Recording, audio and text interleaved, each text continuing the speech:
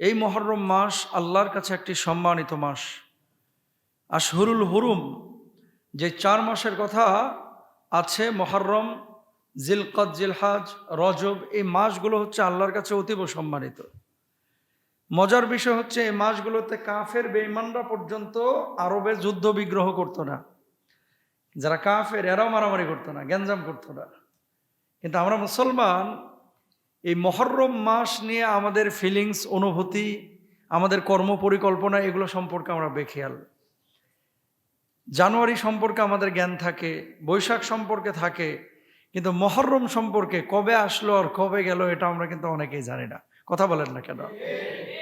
অথচ একজন মুসলিম হিসেবে এই খবর কিন্তু আমাদের রাখা উচিত ছিল। কেউ কেউ বলেছেন দুর্বল বর্ণনা, তবে এটা অনেকেই বলেছেন বিশ্বাসযোগ্য, যে এই মুহররমে আল্লাহ সুবহানাহু ওয়া তাআলা পৃথিবী সৃষ্টি করেছিলেন। সুবহানাল্লাহ বলেন। এই মুহররমে বিশুদ্ধ হাদিস দ্বারা প্রমাণিত মুসা আলাইহিস সালাতু ওয়াস সালামকে আল্লাহ তাআলা ফিরআউন থেকে নাজাত দিয়েছিলেন। এই মুহররমে পৃথিবীকে আল্লাহ রাব্বুল আলামিন ধ্বংস করবেন। এই মুহররমে হযরতে ইউনুস আলাইহিস সালাতু ওয়াস সালামকে মাছের পেট থেকে মুক্ত করেছিলেন। তো অনেক ঘটনা, কোনো কোনো বর্ণনা আছে যে এগুলো দুর্বল, আবার কেউ কেউ বলছেন না এটা বিশ্বাসযোগ্য। আমরা সেদিকে যাব না। আমাদের মূল কথা হচ্ছে সময় যিনি বানান তিনি কে? আমাদের হায়াতটা যিনি দিয়েছেন তিনি কে? আজকে আসার পরেই শুনলাম এই যে আমাদের আলম ভাইয়ের বড় ভাই মরহুম মোবারক ভাই আল্লাহর ডাকে সাড়া দিয়ে চলে গিয়েছেন। নিয়মিত মুসল্লি ছিলেন। দেখেন গত জুমাও হয়তো বা তিনি পড়েছেন এবং একই জায়গায় তিনি বসতেন। তিনি গত জুমাতেও জানতেন না যে আজকে তার মওত হয়ে যাবে, যে আজকের জুমাটাই আমার জীবনের শেষ জুমা। আমি জানি না আজকের পরে কালকের জুমাটা, কালকের নামাজটা আমি পাবো কিনা, আপনিও কিন্তু জানেন না। এই জন্য আসার সিরিয়াল আছে, যাওয়ার কোনো সিরিয়াল নাই। আমার মোবারক ভাইকে আল্লাহ তাআলা মাফ করে জান্নাতে উঁচু মাকাম দান করুন, তার জীবনের গুনাহ খাতাগুলো মাফ করে দেন। যেহেতু নামাজি মানুষ ছিলেন, আল্লাহ সুবহানাহু ওয়া তাআলা নিয়ে গিয়েছেন, নিঃসন্দেহে আমরা আশা করি আল্লাহ তাআলা তাকে জান্নাত দিবেন। সবাই বলেন আমিন। এখন এই যে মুহররম মাস আল্লাহ তাআলা দিলেন, নিশ্চয় আল্লাহর নিকট মাসের সংখ্যা হচ্ছে 12টি, এর মধ্যে 4টি মাস সম্মানিত, যেটা একটু আগে বলেছি। এখন এই মুহররম মাসে কেউ কাজ করে আমরা মন গড়া, কেউ কাজ করে আল্লাহ যেভাবে বলেছেন সেভাবে। এমন কিছু কাজ আছে যেগুলো শরিয়া দ্বারা প্রমাণিত, হাদিস দ্বারা প্রমাণিত। এমন কিছু কাজ আছে যেগুলো হাদিস দ্বারা প্রমাণিত না, আবেগ থেকে আমরা বানিয়ে ফেলেছি। তাহলে দুইটা ক্ষেত্র, কিন্তু একটা হচ্ছে শরিয়া দ্বারা প্রমাণিত, আর একটা হচ্ছে আবেগ দিয়ে প্রমাণিত। আপনি আবেগের বশবর্তী হবেন না শরিয়ার? কোরআনের আয়নায়, হাদিসের আয়নায় আগে নিজেকে দেখবো যে এটা কোরআন অনুমোদন করে কিনা, হাদিস অনুমোদন করে কিনা। যদি করে আমল করব, যদি না করে আমল করব না। কথা বলেন ঠিক কিনা? তাহলে এখন কি করতে হবে দেখেন। আল্লাহর নবী বিশ্বনবী সাল্লাল্লাহু আলাইহি ওয়াসাল্লাম মুহররম মাসকে শাহরুল্লাহ বলেছেন, আল্লাহর মাস বলে সম্বোধন করেছেন। তিনি বলেছেন আল্লাহ রাব্বুল আলামিন এই মাসকে সম্মানিত করেছেন। ফালা তাযলিমু ফীহিন্না আনফুসাকুম, এই মাসগুলোর উপরে, এই মাসগুলোর মধ্যে নিজেদের উপরে জুলুম করো না। এই মাসের মধ্যে সুদ, ঘুষ, জেনা, ব্যভিচার, গালমন্দ করা, মানুষকে আঘাত করা, এই সমস্ত কাজগুলো তোমরা করো না। কারণ আইয়ামে জাহিলিয়াতের পরে যে কাফের বেঈমানরা ছিল তারাও কিন্তু এই কাজগুলো করতো না। যদি আপনি করেন আল্লাহ রাব্বুল আলামিন আপনাকে সওয়াব দিবেন না, ফজিলত দিবেন না। নিজের ক্ষতি নিজেই করবেন, নিজের পায়ে নিজেই কোড়াল মারবেন। আর আল্লাহ রাব্বুল আলামিনের এই সম্মানিত মাসগুলোকে যদি আপনি সম্মান দেন, আল্লাহ রাব্বুল আলামিন মূসা আলাইহিস সালাতু ওয়াস সালামকে যেভাবে ফিরআউনের আঘাত থেকে মুক্ত করেছিলেন, নাজাত দিয়েছেন, আমার রব দুনিয়ার সমস্ত পাপ কলুষতা থেকে আল্লাহ রাব্বুল আলামিন আপনাদের নাজাত দিবেন, মুক্তি দিবেন। জোরে বলেন সুবহানাল্লাহ। আমাদের মূল টার্গেট কিন্তু মুক্তি। আমাদের মূল টার্গেট কি? মুক্তি, আল্লাহর কাছ থেকে নাজাত। ফাআনা হাক্কু বিমূসা মিনকুম। খেয়াল করেন, নবীজি সাল্লাল্লাহু আলাইহি ওয়াসাল্লাম যখন মদিনায় আগমন করলেন, হিজরতের পরে আগমন করার পরে আল্লাহর হাবিব বিশ্বনবী সাল্লাল্লাহু আলাইহি ওয়াসাল্লাম দেখলেন ইহুদিরা রোজা রাখছে। আমার নবী জিজ্ঞেস করলেন, কেন তোমরা রোজা রাখছো? ইহুদিরা জবাব দিল, হাদা ইয়াউমুন নাজাল্লাহু ফীহি মূসা ওয়া কওমাহু ওয়া আগরাকা ফিরআউন ওয়া কওমাহু। এই দিন আল্লাহ রাব্বুল আলামিন ফিরআউন থেকে মূসা আলাইহিস সালাতু ওয়াস সালামকে নাজাত দিয়েছিলেন। আমরা সেই মূসাকে ভালোবেসে এই আরাফার দিনে রোজা রাখছি।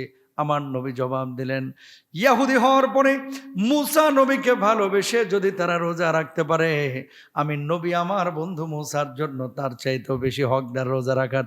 জোরে বলেন সুবহানাল্লাহ। কথা বুঝছেন তো কি বলছেন? নবীজি মদিনায় যাওয়ার পরে দেখছেন যে ইহুদিরা রোজা রাখছে। কি গো রোজা রাখতেছো কেন? আমরা মূসার জন্য, যেহেতু ফিরআউন থেকে নাজাত পেয়েছে জন্য রোজা রাখছি। আমার নবী বলছে, ফানা আহাক্কু বিমূসা মিনকুম, তোমাদের চাইতে আমি তো বেশি হকদার মূসার প্রতি, কারণ মূসা আমার ভাই, সে আমার পূর্ববর্তী নবী। সুবহানাল্লাহ বলেন। এরপর আল্লাহর নবী বিশ্বনবী সাল্লাল্লাহু আলাইহি ওয়াসাল্লাম কি বলছেন? সিয়ামু ইয়াউমু আশুরা আহতাসিবু আলাল্লাহ আইয়ুকাফফিরাস সানাতাল্লাতী ক্বাবলা। জোরে বলেন আল্লাহু আকবার। আল্লাহর নবী বললেন, আশুরার রোজা সম্পর্কে আমি আল্লাহর কাছে আশা রাখি, যে ব্যক্তি আশুরার রোজা রাখবে আল্লাহ রাব্বুল আলামিন তার পূর্বের 1 বছরের জীবনের গুনাহ খাতাগুলি মাফ করে দেবে। কয় বছরের? গত 1 বছরে যা গুনাহ করেছেন ধুয়ে মুছে আল্লাহ তাআলা সাফ করে দেবে। সুবহানাল্লাহ। কোন দিন? যে আশুরার রোজা রাখবে।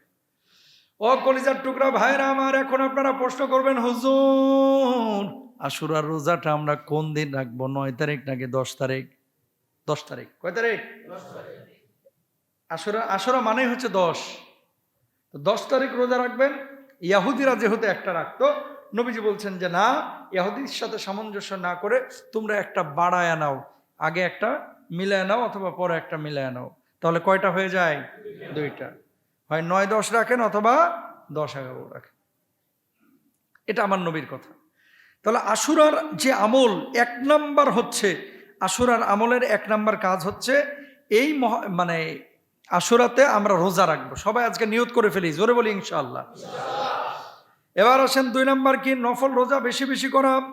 3 নাম্বার তাওবা ইস্তিগফার বেশি বেশি করা।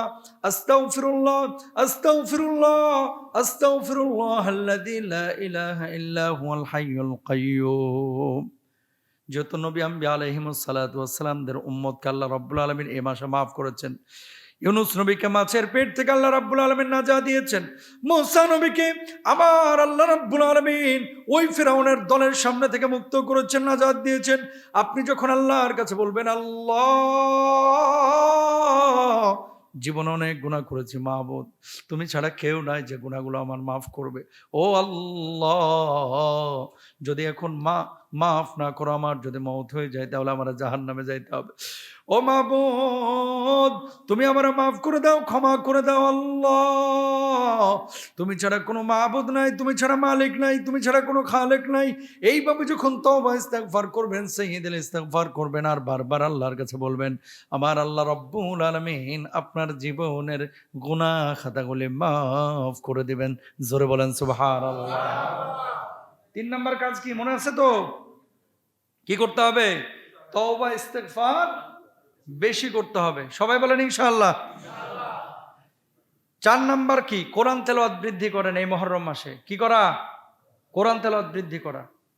সবাই মনোযোগ দিই, কোরআন তেলাওয়াতটা বৃদ্ধি করবেন এই মুহররম মাসে। শুধু তেলাওয়াত করে না, একটু বুঝে তেলাওয়াত করার চেষ্টা করবেন ইনশাআল্লাহ বলেন। এরপরে 5 নাম্বার দান সাদাকা করবেন। 6 নাম্বার আত্মসমালোচনা এবং নতুন হিজরি বছরের জন্য কিছু কর্ম পরিকল্পনা করবেন। কর্ম পরিকল্পনা মানে কি? যে 1 বছর যা হওয়ার হয়েছে, সামনের 1 বছর আমার 1 ওয়াক্ত নামাজ আমি ছাড়বো না ইনশাআল্লাহ বলেন। সামনের 1 বছর আমি কোনো নফল রোজা ছাড়বো না ইনশাআল্লাহ। 1 বছর সুদ ঘুষ জেনা ব্যভিচার যা করেছি, এই আগামী 1 বছর আল্লাহ আপনাকে হাজির নাজির জেনে বলছি, সাক্ষী রেখে বলছি, আমার দ্বারা আর কোনো পাপ আমি সংগঠন করব না। দেখেন আজকে যে মানুষটা মারা যাচ্ছে, সেও কিন্তু আপনার আমার মতোই মনে করছে এখনো অনেক দিন বাঁচবো। বোঝেন নাই? আজ বিকালে যে মানুষটা মারা যাবে না, সেও আপনার মতো আমার মতোই ভাবতো যে এখনো অনেক দিন টাইম আছে আমার। এই মোবারক ভাই যে মারা গেছে গত সপ্তাহে, উনিও হয়তো বা গত জুমায় এমনটাই মনে করেছিলেন, এখনো আমার অনেক সময় আছে। কখন ধাপ করে মালাকুল মাউত এসে সব সম্পর্ক ছিন্ন ভিন্ন করে দিবে ভাই আপনিও জানেন না, আমিও। আমার কবরে যাইতে হবে কারে? আমারই। আমার আল্লাহর সামনে দাঁড়াতে হবে কারে? আমাকেই। আমার আমলনামা পেশ করতে হবে কাকে? আমাকে, আমার ছেলেকে না। কিন্তু যেহেতু আমার কবরে আমাকেই যেতে হবে, আমার আমলনামা নিয়ে আমাকেই দাঁড়াতে হবে, আমার আল্লাহর সামনে আমাকে আমার হিসাব নিকাশ দিতে হবে, সুতরাং কারো প্রতি নির্ভরশীল না, আমার আল্লাহর জন্য, আমার কবরের জন্য আমাকেই আমল নিয়ে যাইতে হবে। ঠিক না?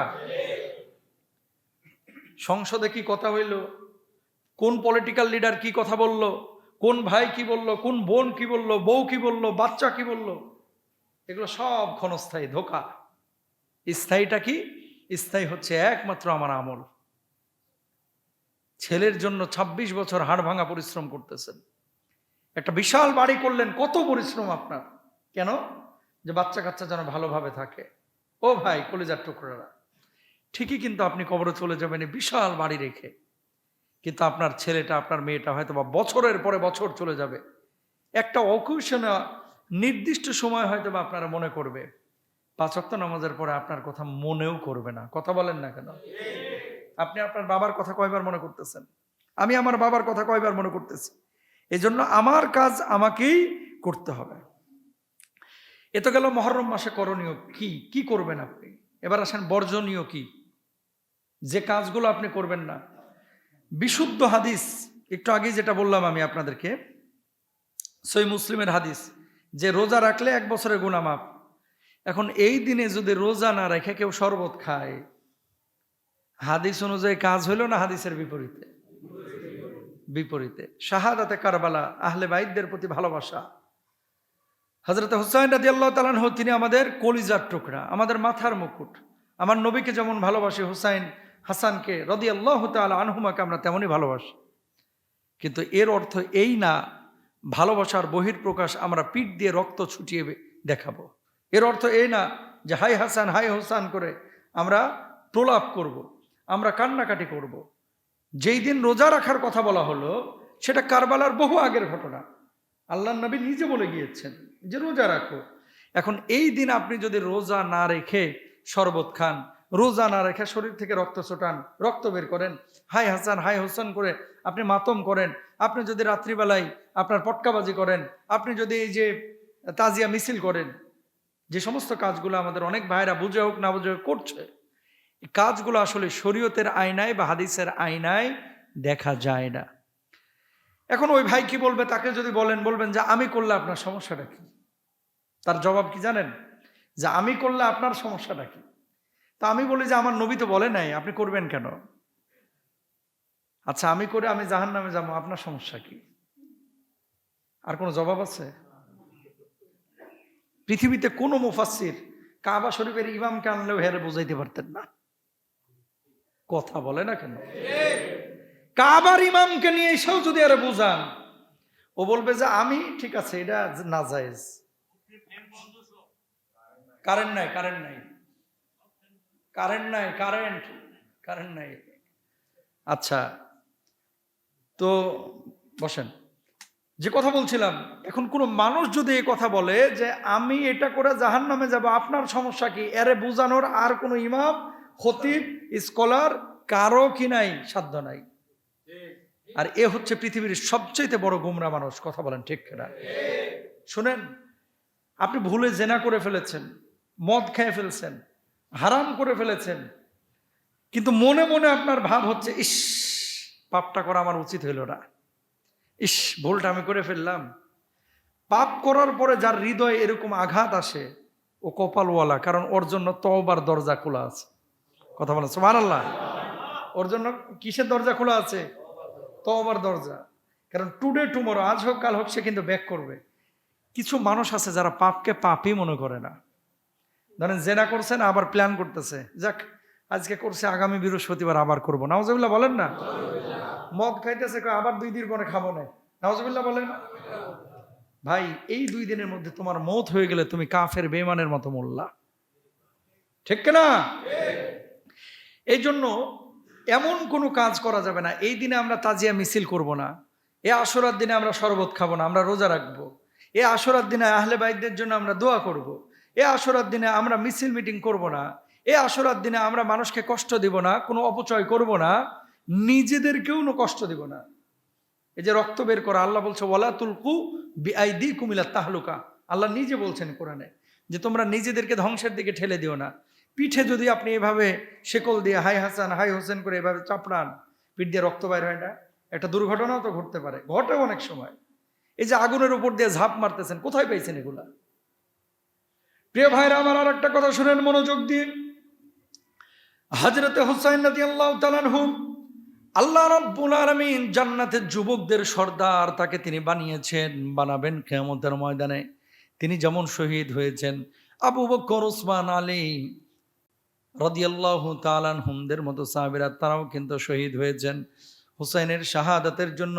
যদি আপনি পীর চাপড়ান, তাহলে আবু বকর, আলী, ওসমান, ওমরের জন্য আল্লাহ রাব্বুল আলামিনের সামনে আরো বেশি আপনার পীর চাপড়ানো দরকার ছিল। কথা বলেন ঠিক কিনা? চারজন প্রধান সাহাবী, চারজনই তো শহীদ হয়েছেন। চারজন শহীদ হয়েছেন না? তো ওনারাও তো দুনিয়া থেকে বিদায় নিয়েছেন। এখন ওনাদের জন্য কি আলাদা আলাদা আপনি মিছিল মিটিং করবেন? যদি সব সাহাবীর আপনি হিসাব করেন, তাহলে বছরে 12 মাসে 300 দিনের বেশি মিছিল করা লাগবে। কথা কন না কেন? বুঝছেন বিষয়টা? আমি যে কথাটা বলতে যাচ্ছি, হযরত হুসাইন, হাসান রাদিয়াল্লাহু তাআলা আনহুমা, তারা আমাদের কলিজার টুকরা, কোনো সন্দেহ নাই। কিন্তু এর অর্থ এই না যে আমরা হযরত হাসান হুসাইন রাদিয়াল্লাহু তাআলা আনহুমাকে আপনার এমনভাবে হযরত হাসান এবং হুসাইন রাদিয়াল্লাহু তাআলা আনহুমাকে নিজেদের সামনে নিয়ে আসবো যে হযরত হাসান এবং হুসাইন যেগুলো বলেন নাই, নিজেরা যা করেন নাই সেগুলো আমরা করব। আল্লাহ তাআলা আমাদেরকে বুঝদান করুক, আমিন বলেন। দীর্ঘ আলোচনা, সময় বেশি লাগবে এজন্য। তাহলে করণীয় কি পাইলেন আর বর্জনীয় কি পাইলেন পেয়ে গেছেন, যে এগুলো করবেন আর এগুলো করবেন না। পয়েন্ট আকারে কয়েকটা বলে দিয়েছি, আল্লাহ কবুল করুক। দিন শেষে আমাদের প্রত্যেককে কিন্তু মরতে হবে, প্রত্যেকটা মানুষ আমরা মারা যাব। হযরত হাসান এবং হুসাইন রাদিয়াল্লাহু তাআলা আনহু, ও যে মিশরের হযরত হাসান মসজিদে ওনার শির মুবারক সিরিয়া থেকে নিয়ে যাওয়া হয়েছে। ওনার তো দেহ থেকে মাথাটা আলাদা করে ফেলেছিল ওই কাফেররা। আহা, দেহ থেকে মাথাটা আলাদা করে ফেলেছিল। যখন ওই জালেমরা বারবার মাথাটাকে লাঠি দিয়ে খোঁচাচ্ছিল আর তিরস্কার করছিল হুসাইন রাদিয়াল্লাহু তাআলা আনহুর মাথা নিয়ে, আল্লাহর নবীর একজন বৃদ্ধ সাহাবী ওখানে জীবিত ছিলেন। বলছেন, এই আল্লাহর নবীর অনেক স্মৃতি আমার মনে আছে, আমি নিজে দেখেছি। নবীজির এই ঠোঁট দিয়ে হুসাইনের মাথায় চুমু দিয়েছে, নবীজির এই ঠোঁট দিয়ে হুসাইনের কপালে চুমু দিয়েছে। আল্লাহর কসম করে বলছি, তুই খোঁচা মারিস না, হুসাইনের এই মাথাটার সাথে বেয়াদবি করিস না, ছারখার হয়ে যাবি। বেয়াদব তারপরও বেয়াদবি করেছিল। ঠিক 1-1.5 মাসের মাথায় আল্লাহর কি লীলা, আল্লাহর কি পরিকল্পনা, মাত্র কয়েকদিনের মাথায় ওই জালেমের মাথায় এইভাবে শত্রুরা কেটে তারপরে ফুটবলের মতো লাথ্থায় ওটাকে ঝুলায় রাখছিল। আল্লাহু আকবার। আমার নবী যেই কপালে চুমু দিয়েছে, সেই কপালে তারা আঘাত করেছে। আবার নবী যেই ঘাড়ের ওপরে চুমু দিয়েছে, সেই ঘাটটার উপরে তারা ছুরি চালিয়েছে। আমার নবী যেই হুসাইনের কপালে চুমু দিয়েছে, সেই কপালে তারা লাথি মেরেছে। আমার নবী যে হুসাইনের গলায় চুমু দিয়েছে, সেই গলার উপরে ছুরি চালিয়েছে। আমার নবী যে হুসাইনকে বলেছে জান্নাতের ফুল, আমার নবী যে হুসাইনের জন্য, আল্লাহু আকবার, জুমার সময় খুতবা দিচ্ছিলেন, হুসাইন পাখির মতো দৌড়ায় এসেছে, হাসানও দৌড়ায় এসেছে। নবীজি খুতবা বন্ধ করে হুসাইনের কপালে চুমু দিয়েছে, হাসানের কপালে চুমু দিয়েছে, আদর করে দিয়েছে। সেই হাসানকে, সেই হুসাইনকে এই জালেমরা, এই বেঈমানরা, এই কাফেররা এইভাবে আঘাত করলো। আল্লাহ রাব্বুল আলামিন এর পরক্ষণেই আল্লাহ সুবহানাহু ওয়া তাআলা এদের বিচার এমনভাবে করেছিলেন, দুনিয়াতেও লাঞ্ছিত হয়েছে, আর আখিরাতে যে কি লাঞ্ছিত হবে এটা তো বলার কোনো অপেক্ষা রাখে না। ঠিক না? এই জন্য কামা তাদিনু তুদানু, যেমনটা আপনি করবেন তেমনটাই কিন্তু আপনি পাবেন। এই যে জুলুম যারা করে এরা মনে করে যে আমরা তো পার পেয়ে গেছি, আল্লাহ তাআলা তো আমাদেরকে মাফ করেছেন, আল্লাহ তাআলা আমাদেরকে ছেড়ে দিবেন না। আল্লাহ ছাড় দেন, আল্লাহ কিন্তু ছেড়ে দেন না। আল্লাহ ছাড় দেন, আল্লাহ ছেড়ে দেন না। আল্লাহ সুবহানাহু ওয়া তাআলা কোনো মানুষকে যেন জুলুমের পর্যায়ে না রাখেন, এই জন্য আমাদের প্রত্যেককে দোয়া করা উচিত, প্রত্যেকেরই দোয়া করা উচিত। হুসাইন রাদিয়াল্লাহু তাআলা আনহু যখন যাচ্ছিলেন অনেক প্রবীণ সাহাবীরা তাকে নিষেধ করেছিলেন যে আপনি কুফায় যায়েন না, এটা দীর্ঘ ইতিহাস যে আপনি যায়েন না। ওই কুফাবাসী বারবার কিন্তু চিঠি লিখেছিলেন যে হুসাইন আপনি আসেন, আমরা বর্তমান খলিফার কাছে বাইয়াত হব না, আমরা চাই যে নবী পরিবারের একজন সদস্য কি হোক, আমাদের খলিফা হোক। কুফাবাসী তার সাথে গাদ্দারি করেছিল, চিঠি লিখে তাকে নিয়ে যাওয়ার পরে এই কুফাবাসী গাদ্দারি বেঈমানি করে তাকে আপনার এই হত্যার মুখোমুখি করেছিলেন। যাওয়ার পরে কিন্তু আর কেউ কোনো খোঁজ খবর রাখেন নাই। এই জন্য গাদ্দারি বেঈমানি কুফাবাসী সেই সময় করেছে, এখন পর্যন্ত কুফাবাসী আর কিন্তু সুখ পায় নাই। ওই জাতিটা যারা এই বেঈমানি করেছিল, হুসাইন রাদিয়াল্লাহু আনহুকে নিয়ে জালেমদের সামনে ফেলে তারপরে সটকে গিয়েছিল, আল্লাহ রাব্বুল আলামিন এখন এদেরকে সুখ দেন নাই, লাঞ্ছিত হচ্ছে, বঞ্চিত হচ্ছে। আহলে বাইত পরিবারের সদস্যদের সাথে বেয়াদবি করার খেসারত এখনো তারা দিচ্ছে। আমি তো গিয়েছি মিশরে, হুসাইন রাদিয়াল্লাহু তাআলা আনহুর মাথা মোবারক যেখানে দাফন করা, কালের পরিক্রমায় দেখেন তারা এই বিচ্ছিন্ন দেহটাকে কাফেররা সহ্য করতে পারে নাই। এটাকে নিয়ে তারা কত ধরনের যে বেয়াদবি করেছে। এর জন্য নবী পরিবারের সদস্যদের সাথে কোনো বেয়াদবির চিন্তাও করা যাবে। আল্লাহু আকবার, আল্লাহ তৌফিক দান করুক। আমরা কিন্তু দুনিয়া থেকে চলে যাব, হুসাইন রাদিয়াল্লাহু তাআলা আনহু চলে গিয়েছেন, আমাদেরকেও যেতে হবে। এখন আমি মূলত মুহররমের মাস থেকে একটু হুসাইন রাদিয়াল্লাহু তাআলা আনহুর কথা বললাম যে নবী কেমন ভালোবেসেছেন। এবার আসেন, উনারা যেমন চলে গেল, উনারা তো আল্লাহর জান্নাতে চলে গিয়েছেন। আপনি আমি যখন যাব মোবারক ভাইয়ের মতো, আপনি আমি কি নিয়ে যাচ্ছি? কবরের জিন্দেগিতে সুখী জীবন হওয়ার জন্য, আযাব মুক্ত জীবন পাওয়ার জন্য, সুন্দর জিন্দেগি পাওয়ার জন্য কিছু করণীয় আছে। আল্লাহ সুবহানাহু ওয়া তাআলা আমাদেরকে কবরের ব্যাপারে বারবার কিন্তু সতর্ক করেছেন। যারা জ্ঞানী তারা সতর্ক হয়, যারা জ্ঞানী না তারা সতর্ক হয় না। কাফের বেঈমান যারা, তারা মারা গেলে তাদের রূহ চলে যাবে জাহান্নামের পরিবেশে, যারা ঈমানদার তাদের রূহটা যাবে হচ্ছে জান্নাতি পরিবেশে। আল্লাহ সুবহানাহু ওয়া তাআলা কুরআনুল কারীমের মধ্যে কি বলেছেন? কুল্লু নাফসিন যায়িকাতুল মাউত। আল্লাহু আকবার। সব প্রাণীকে মৃত্যুর স্বাদ আস্বাদন করতে হবে। হুসাইন রাদিয়াল্লাহু তাআলা আনহুকে আল্লাহ রাব্বুল আলামিন শাহাদাতের মওত দান করেছিলেন। আপনারা আমারে হয়তোবা শাহাদাতের মওত দিবেন না, কিন্তু যদি আপনি আমি ভালো কাজ করে দুনিয়া থেকে বিদায় নিয়ে যাইতে পারি, কবরের জিন্দেগিটা সুখের জিন্দেগি হবে। আর কবর হচ্ছে প্রথম ঘাঁটি। ইন্নাল কবরা আউয়ালু মানাজিলিল আখিরা ফা ইন্না জা মিনহু ফামা বাদাহু আইসারাহু মিনহু ওয়া ইল্লাম ইয়ানজু মিনহু ফামা বাদাহু আশাদ্দু মিনহু। কবর হলো আখিরাতের প্রথম ঘাঁটি। যদি কেউ এই সফলতা পায়, কবরের মধ্যে পার পেয়ে যায়, তার পরবর্তী ধাপগুলো তার জন্য সহজ হবে। আর যদি এখানে কেউ সফল না হয়, পরবর্তী ধাপগুলো তার জন্য কঠিন হয়ে যাবে। অর্থাৎ যার কবর ভালো তার আখিরাত ভালো, যার কবর ভালো তার হাসর ভালো, যার কবর ভালো তার আমলের পাল্লা হবে ভারী, যার কবর ভালো পুলসিরাত একেবারে বিদ্যুতের মতো পার হয়ে যাবে। আর কবরে যে ধরা খাবে প্রথম ঘাটিতে, তার গোটা আখিরাতের জিন্দেগিটাই ধরাশয়ী হবে। কথা বলেন ঠিক কিনা? কিন্তু কবর নিয়ে আমরা বড়ই বেখিয়াল।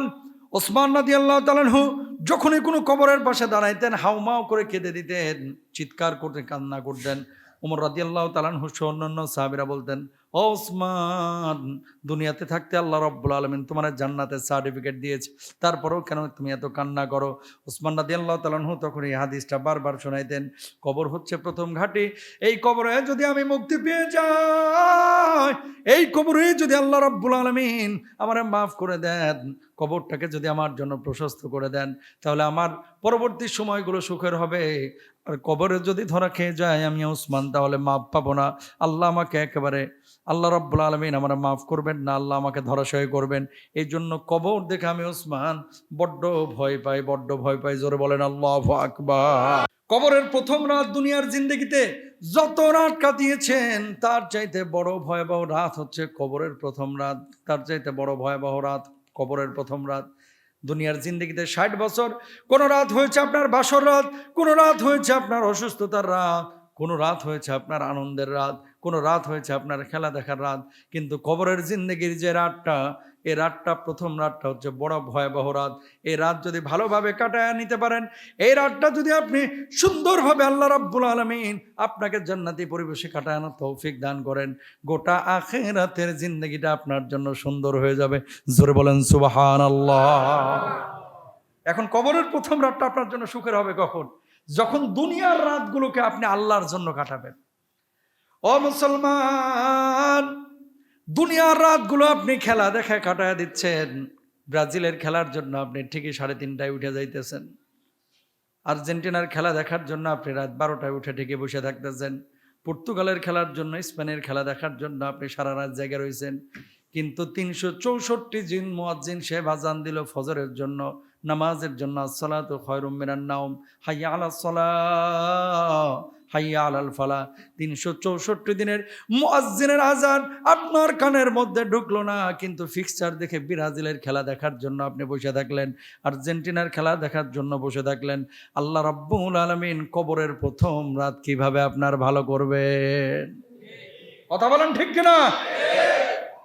এখন শত শত রাত আপনি খেলা দেখা কাটায় দিচ্ছেন। দেখেন, নামাজ কালাম তো ঠিক রাখতে হবে, নামাজের খবর নাই, জুয়াও খেলতেছে অনেকগুলো। কথা বলেন না, আছে না নাই? খেলা চলে আমেরিকায়, জুয়া খেলে জাম গড়ায়। খেলা চলে কানাডায়, জুয়া খেলে জাম গড়ায়। অনেক মানুষ বাংলাদেশে এই বিশ্বকাপকে কেন্দ্র করে জুয়া খেলতেছে। এই যেগুলো জুয়া খেলে, এগুলো কবিরা গুনাহ করে, নবীজি বলছে এগুলো জান্নাতের গন্ধও পাবে না। জোরে বলেন নাউজুবিল্লাহ। এই জুয়ারি যেগুলো আছে, এগুলো ধরে বাইন্দা পুলিশের হাতে দিবেন, অথবা বাপকে বলে দিবেন যে ছেলেকে শাসন করো, জুয়া খেলতে দিবেন না। তাহলে কবরের প্রথম রাত হচ্ছে বড় ভয়াবহ রাত। এই রাতটা যদি পার পান, তাহলে দেখেন ওসমান রাদিয়াল্লাহু তাআলা কি বলতেন, মা রাআইতু মানজারান কাত্তুন ইল্লা ওয়াল কবরু আফদাউ মিনহু, আমি এমন কোন দৃশ্য দেখিনি যা কবরের দৃশ্যের চাইতে অধিক ভয়াবহ। মানে ওসমান বলতেছেন, পৃথিবীর বুকে সাপ দেখে আমরা ভয় পাই, আগুন দেখে আমরা ভয় পাই, আমরা পানি দেখে ভয় পাই, ঝড় দেখে ভয় পাই, সাইক্লোন দেখে ভয় পাই, এর চাইতেও বড় ভয়াবহ হচ্ছে কবরের প্রথম রাত। আল্লাহু আকবার। আহা, এই রাতটা কেমন রাত হবে একটু কল্পনা করেন। এই যে মোবারক সাহেবকে রাখা হলো, আরেকজনকে রাখা হলো, আব্দুল করিমকে রাখা হলো, আব্দুল মজিদকে কবরে রাখা হলো, আপনাকে আমাকে রাখা হবে।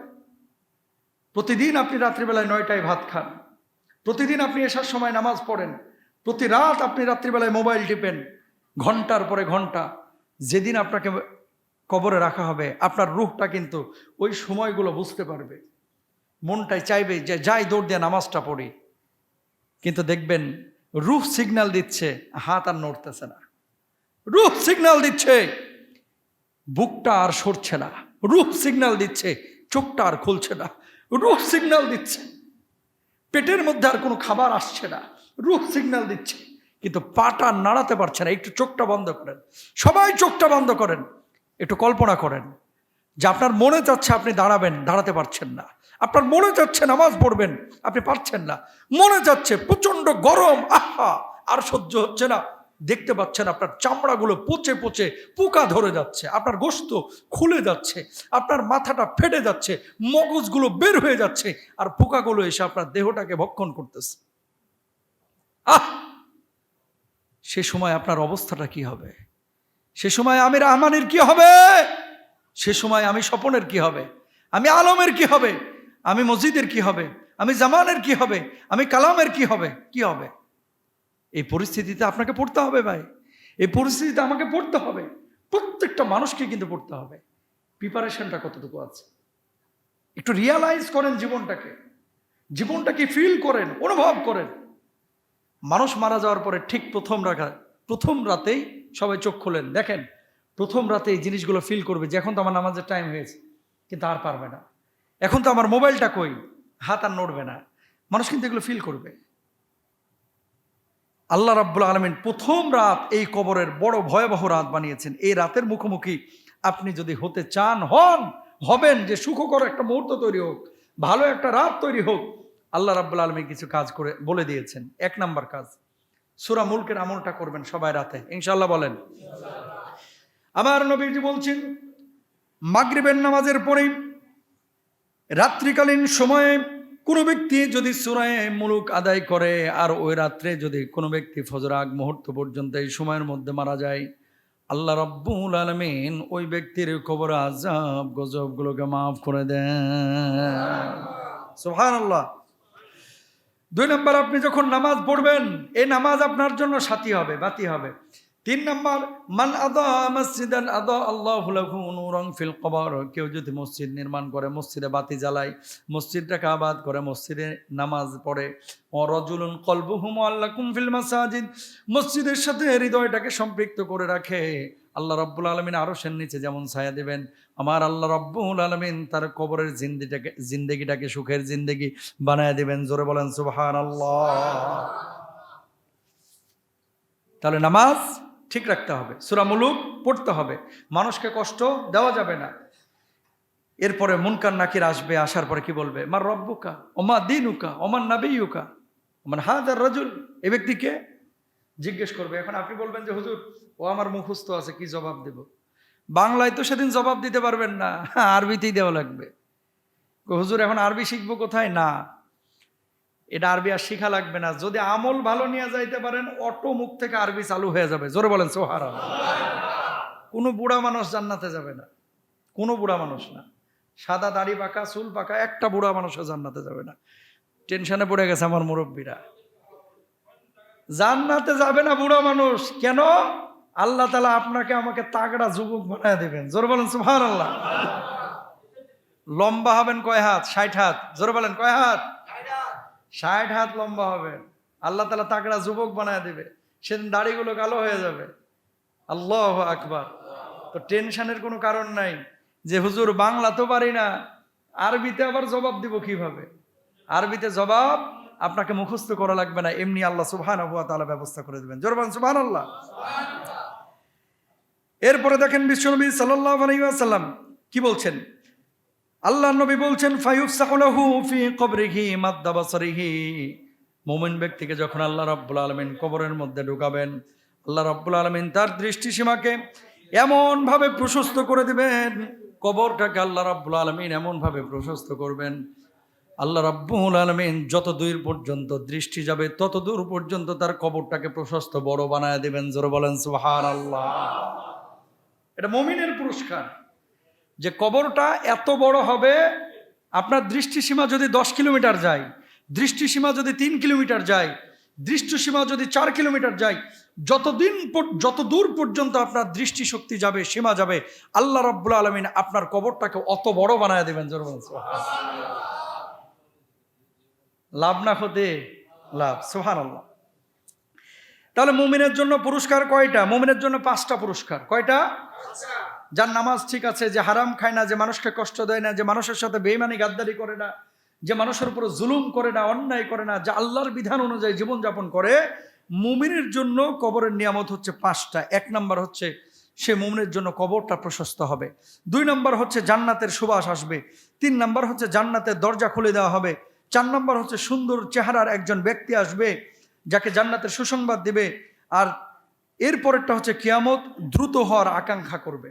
যারা নাজ নিয়ামতগুলো কবরের মধ্যে পাবে বা জান্নাতি পরিবেশে থাকবে, এরা আকাঙ্ক্ষা করবে আল্লাহ কিয়ামতটা দ্রুত করে দাও, যাতে করে আমি মানে চূড়ান্ত জান্নাতে আমি আমার পুরস্কারটা পেয়ে যাই, আল্লাহর দিদার লাভ করতে পারি। জোরে বলেন সুবহানাল্লাহ।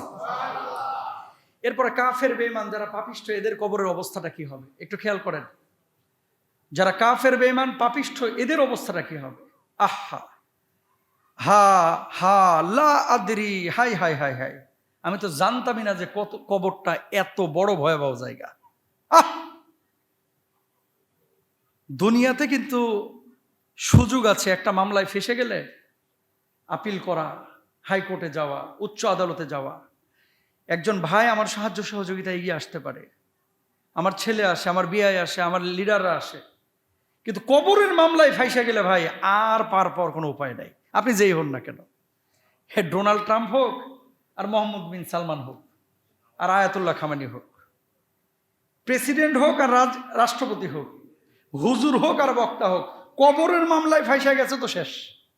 কি হবে তাদের? আহা ফাইদাইয়িকু আলাইহি কবরুহু হাত্তা তাখতালিফা ফীহি আদলা আহু, যে তার কবর এত সংকুচিত করা হবে যে তার পাঁজরগুলো একটা আরেকটার সাথে হাড়গুলো মরমর করে ঢুকে যাবে। আল্লাহু আকবার। কবর হচ্ছে এটা। সেদিন কেউ কাউকে চিনবে না। তুমি কে, কোথায় ছিলা তুমি, তোমার বাবার অবস্থা কি ছিল, তোমার মায়ের অবস্থা কি ছিল, তুমি হুজুর কিনা, তুমি বক্তা কিনা, তুমি খতিব কিনা, তুমি আলেম কিনা, তুমি কে ছিলা, তুমি বড় আলেম, তুমি বড় লিডার, তুমি বড় পয়সাওয়ালা, সেদিন কিন্তু কবর কাউকে চিনবে না ভাই। দুই পাশের মাটিটা যখন চাপ দিবে, এক পাশের হাড্ডিগুলো আর এক পাশে ঢুকে যাবে, হাড্ডিগুলো মচমচ করে ভেঙে যাবে, মানুষ চিৎকার করবে বাঁচাও বাঁচাও করে। সেদিন কেউ কারো কথা শুনবে না, সেদিন আর কোনো সুযোগ নাই।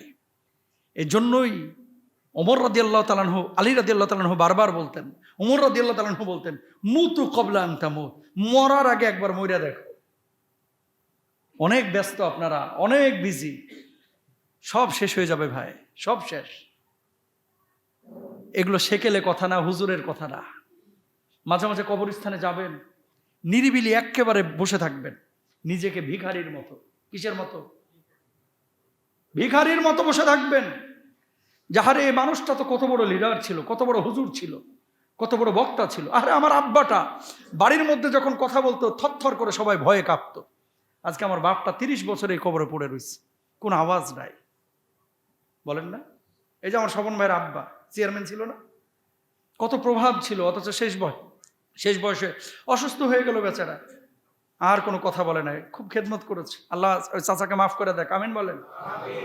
সব বাবারাই কিন্তু একটা বয়স থাকে এরকম থরথর করে কাঁপাইছে, নিথর দেহে কবরে পড়ে আছে। একদিন আপনার আমার পরিস্থিতি তাই হবে, তাই হবে। এজন্য কবর বড় ভয়াবহ জায়গা। কবরের পাশে গিয়ে বসবেন, অন্তত মাসে একবার একটু রিয়ালাইজ করবেন যে কোথায় যাচ্ছি, আমার গন্তব্যটা কোথায়, আমার পরবর্তী সিচুয়েশনটা কি হবে, এটা আমাকে একটু ফিকির করতে হবে ইনশাআল্লাহ।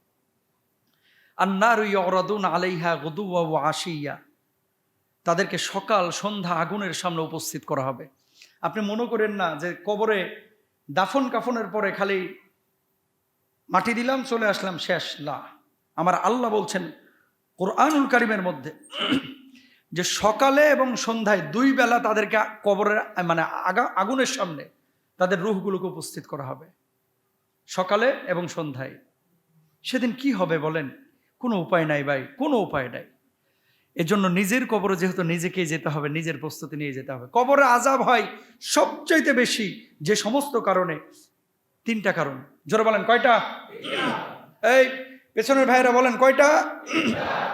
একবারে লিখে নেন কলিজার মধ্যে। নামাজ না পড়ার কারণে, রোজা না করার কারণে সবচেয়ে বেশি আযাব হয় না, এটা গুনাহ, কিন্তু সবচাইতে আযাব বেশি হয় মাত্র 3টা কারণে। 1 নাম্বার কি দেখেন, ইন্নাহুমা লা ইউআযিবানি ওয়া মা ইউআযিবানি ফি কাবীরিন। আল্লাহর রাসূল সাল্লাল্লাহু আলাইহি ওয়াসাল্লাম 2টা কবরের পাশ দিয়ে হেঁটে যাচ্ছেন। আল্লাহর নবী বললেন, এই 2টা কবর আযাব হচ্ছে কানা লা ইস্তাতিরু মিন বাউলিহি। এক ব্যক্তির কবর আযাব হচ্ছে একটা কারণ, সেটা হচ্ছে সে পেশাব করার পরে পরিপূর্ণভাবে পবিত্র হতো না। জোরে বলেন নাউযুবিল্লাহ। পেশাব করার পরে পরিপূর্ণভাবে পবিত্র হইতো না, 1 নাম্বার কারণ। বুঝলেন? এখানে যারা আছেন, যারা ঢিলা কুলুপ ব্যবহার করেন, আপনাদেরকে ওয়েলকাম, আলহামদুলিল্লাহ। কিছু মানুষ আছেন যারা এত তাড়াহুড়া করে পেশাব করেন, কুলুপ নেন না, পানিও ব্যবহার করেন না। দাঁড়ানোর পরে 2-3 ফোঁটা পেশাব কিন্তু আপনার লুঙ্গিতে লাগে, প্যান্টে লাগে। আপনি মনে করছেন যাক নামাজের আগে চেঞ্জ করে ফেলবো। ইসলাম বলে না, তুমি এটা করতে পারবা না, নিষেধাজ্ঞা আছে। ইসলাম কি বলে? যতক্ষণ পর্যন্ত পেশাব পরিপূর্ণ পবিত্র না হচ্ছ ততক্ষণ পর্যন্ত তুমি ঢিলা কলুপ নাও অথবা নিচে বসে থাকো, ঝাড়াঝাড়ি করো, পরিষ্কার হও, তারপরে উঠো। এটা হচ্ছে ইসলামের বক্তব্য। এখন নবীজিকে জিজ্ঞেস করলো, ইয়া রাসূলুল্লাহ, আপনি হেঁটে যাচ্ছেন অথচ তার কবরে আযাব হচ্ছে, কি কারণে আযাবটা হচ্ছে? নবীজি বললেন, বড় কোনো অপরাধের কারণে না, শুধু পেশাব করে দাঁড়ায় যাইতো, পেশাবের ছিটা তার নাপাকি এই যে শরীরে লাগতো, কাপড়ে লাগতো, আল্লাহ তাআলা এই কারণে কবরে সবচাইতে বেশি আযাব দেন। জোরে বলেন নাউযুবিল্লাহ। 1 নাম্বার। 2 নাম্বার, নবীজি বললেন কানা ইয়ামশি বিন নামিমাতি। আরেকটা কবরে কেন আযাব হচ্ছে? আল্লাহর হাবিব বিশ্বনবী সাল্লাল্লাহু আলাইহি ওয়াসাল্লাম বললেন, ওর কবরে আযাব হওয়া এটাও বড় কোনো অপরাধের কারণে না, ওই ব্যক্তি চগলখড়ি করতো, মানুষের মধ্যে কথা লাগাইতো, আর একজনের মধ্যে দুইজনের মধ্যে ঝামেলা পাকায় দিত। আল্লাহ রাব্বুল আলামিন এই জন্য এই চগলখড়ের বড় শাস্তি দিয়েছেন। জোরে বলেন নাউযু বিল্লাহ। এজন্য দুইজনের মধ্যে যদি ঝামেলা হয় মিটায় দেওয়ার চেষ্টা করবেন। এর কথা ওরে, ওর কথা ওরে, ওর কথা ওরে, ওর কথা ওরে, সম্পূর্ণরূপে হারাম। কত মারাত্মক হাদিস দেখছেন, বুখারী হাদিস, কিন্তু বিশুদ্ধ হাদিস। আল্লাহর নবী বলছে 1 নাম্বার পেশাবের কারণে বেশি আযাব হয়, 2 নাম্বার হচ্ছে চগলখড়ির কারণে বেশি আযাব হয়। আর আমাদের চায়ের দোকানগুলো তো চগলখড়ির পাওয়ার হাউস। কথা বলেন না কেন? হুজুর জুমায় কি বয়ান করছে, ইমাম কি করছে, লিডার কি করছে, চেয়ারম্যান কি করছে, এমপি কি করছে, এই সব গীবত হচ্ছে চায়ের দোকান আখড়া। এগুলো মসজিদে হয় না, হয় কোথায়? চায়ের দোকানে। এই জন্য চায়ের দোকানগুলো নিয়ন্ত্রণ করতে হবে। চা না, চায়ের দোকান। খাইতে যান, কিন্তু এই চগলখড়ি, গীবত, পরনিন্দা, তহমত এগুলো আমরা কেউ করব না। এগুলো আলোচনা হবে সংসদে। চায়ের দোকানে আপনি আলোচনা করে ঘোড়ার ডিম হবে এগুলো। আপনি কি করবেন আলোচনা করে? বাপ রে বাপ, ভোটের আগে চায়ের দোকানে যেন এক একজন স্পিকার। কথা বলেন না কেন? এই স্পিকারগিরি চায়ের দোকানে করে লাভ নাই। এটা যারা নীতি নির্ধারক তারা করবে, আপনার দায়িত্ব এটা না। আপনি চায়ের দোকানে যাচ্ছেন, চা খায় আপনি মসজিদে চলে আসেন, ইনশাল্লাহ বলেন না? আর এই ছেলে মেয়েরা যে ফুটবল খেলা দেখতেছে, অনেকে যাই খেলা দেখতে চিপায় বৈশা ডলে। কথার না কেন? যাই খেলা দেখতে চিপায় বৈশা ডলে, ডলার পর আস্তে করে মুখে মারে। বি কেয়ারফুল থাকেন। এই নেশাগুলো কিন্তু ছোট থেকেই হয়, বড় থেকে ডাইরেক্ট কিন্তু প্রথমে বোতল খায় না। নেশাগুলো ছোট থেকেই কিন্তু আস্তে আস্তে আস্তে আস্তে শিখে। দুঃখ লাগে, বাংলাদেশে এগুলো শুরু হইলো কিভাবে? টিএসসিতে দেখি জার্সি পরে মেয়েরাও সিগারেট খাচ্ছে, ফেসবুকে দেখা যাচ্ছে। বাবা হিসাবে আপনার দায়িত্ব নেওয়া উচিত। বিড়ি খেলে তো বোঝাই যায়, যেই মেয়ে বিড়ি খোর, এর সাথে যদি ছেলে বিয়ে দিচ্ছেন, এই পরিবারটার জাহান্নামের টুকরা বানায় ফেলাইবে। মেয়েরা আবার স্মোক করে কিভাবে? এখন শিখছে, স্বাধীনতা। খবরদার কোনো মেয়ে, কোনো ছেলে আপনারা স্মোক করবেন না, ইনশাল্লাহ বলেন। 3 নাম্বার সবচেয়ে বেশি আযাব হয় কবরে, কি কারণে? এটা বলে আলোচনা শেষ। আর রজুল ইয়াকদিবুল কাদিবা, মিথ্যা কথা বলার কারণে। তাহলে 1 নাম্বার পেশাব, 2 নাম্বার চগলখড়ি, 3 নাম্বার হচ্ছে মিথ্যা।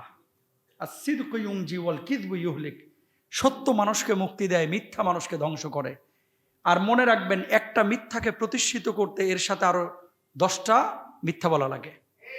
কথা বলেন না কেন? যারা যত মিথ্যা কথা বলে, এরা এই মিথ্যা কথাকে প্রতিষ্ঠিত করার জন্য আরো সাথে 10টা বলা লাগে। এই জন্য সবসময় যেটা পারেন সেটা বলবেন, যেটা পারেন না সেটা বলবেন না। জান চলে যাক, জীবনে মিথ্যা কথা বলবো না, ইনশাল্লাহ বলেন। মিথ্যা মানুষকে ধ্বংস করে, মিথ্যা মানুষকে কবর আযাবের মুখোমুখি করে। আমার নবীজি মিথ্যা বলেন নাই, সাহাবীরা রাদিয়াল্লাহু আনহুম আজমাইন বলেন নাই, আপনি কেন বলছেন? আম কিনতে গেছেন, জানেন যে ফালতু আম, আপনি বললেই হয় যে ভাই আমটা অত মিষ্টি হবে না, বা নিতে পারেন, মোটামুটি ভালো আছে। ভাই 1 নাম্বার আম, এর চাইতে ভালো আম গোটা ঢাকা শহরে পাবেন না।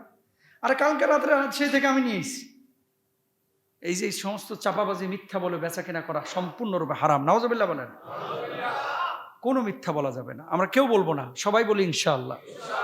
কবর বড় ভয়াবহ জায়গা, কবরের জন্য আমরা প্রত্যেকেই প্রিপারেশন নেই। মহরমটাকে আমরা গ্রহণ করি, রোজা রাখি, আমলগুলো ঠিক মতো করি। আল্লাহ তাআলা আমাদের সবাইকে তৌফিক দান করুন, জোরে বলেন আমিন। হাযা মা ইনদি ওয়াল ইলমু ইনদাল্লাহ, আলাইহি তাওয়াক্কালতু ওয়া ইলাইহি উনীব, ওয়া আখিরু দাওয়ানা আলহামদুলিল্লাহি রাব্বিল আলামিন। আসসালামু আলাইকুম ওয়া রাহমাতুল্লাহি ওয়া বারাকাতুহু।